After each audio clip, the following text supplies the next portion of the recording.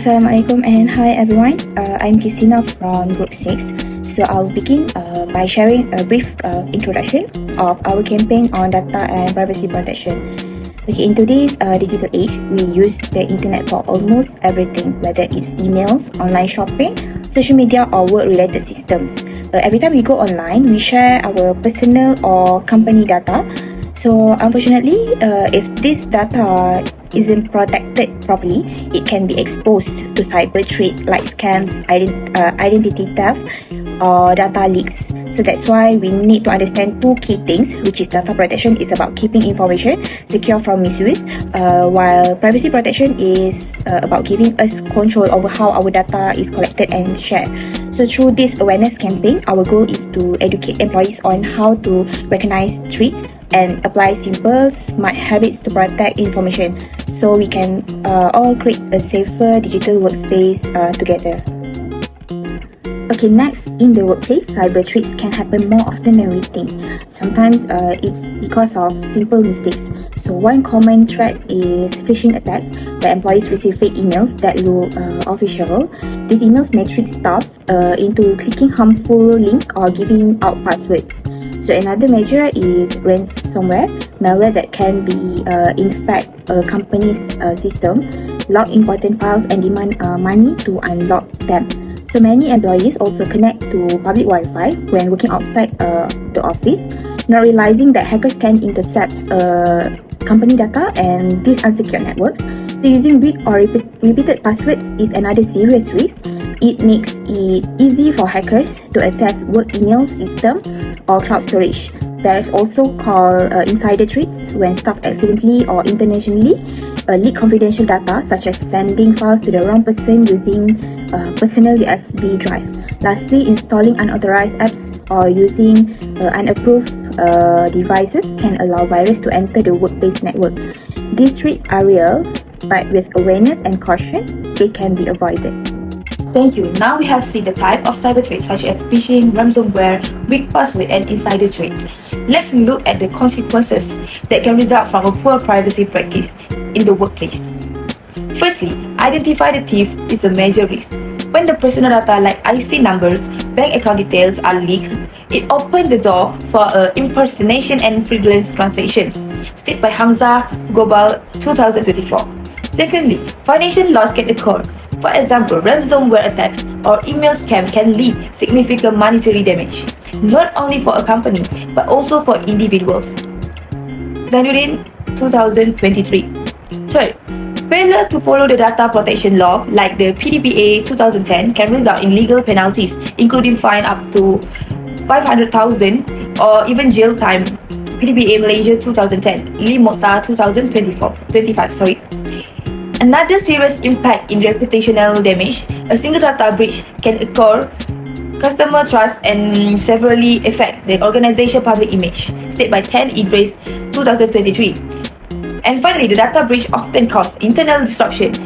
Recovery effects such as investigation and restoring compromised system can interrupt daily operation and reduce productivity, stated by the Lim and Nur Hashim 2025. In short, ignoring privacy best practice is not only expose the organization to technical threats but also lead to real-world financial, legal, and operational consequences. Now, I would like to share about the Personal Data Protection Act 2010, also known as PDPA, and how organizations can prevent cyber threats. So, what is PDPA? PDPA is a Malaysian law that was enforced on 15 November 2013. Its main purpose is to protect personal data in commercial transactions. This law outlines 7 key principles that every organization must follow. First, the general principle. Data must be processed lawfully and with consent. Second, notice and choice. Individuals must be informed about how their data is being used. Third, disclosure. Personal data cannot be shared without permission. Fourth, security. Organization must take reasonable steps to protect data. Fifth, retention. Personal data should not be kept longer than necessary. Sixth, data integrity. Information must be accurate and up-to-date. And lastly, access. People have the right to view and correct their own personal data. These principles are not just for legal compliance. They help organizations build trust, protect their reputation, and improve operational efficiency by managing their data properly. But what happens when organizations fail to comply? Let's look at 2 real examples. In 2025, a cyber attack Malaysia Airport Holdings Berhad MAHB exposed the personal data of thousands of travelers. There was a data leak involving insurance partner AIDA in 2024, where customer information was unintentionally shared due to weak third-party data control. These incidents caused serious reputational damage and triggered investigations. So, how can organizations protect themselves? Here are 4 key strategies. Number 1. Leadership commitment. Cybersecurity must start from the top. Leaders need to take responsibility and show strong support in creating a culture that values privacy. Leaders must allocate the necessary resource and model ethical behavior in the workplace. Number 2. Clear policy and procedure. Organizations must have proper guidelines for handling and protecting data. Then, employees need to be guided by current privacy policy.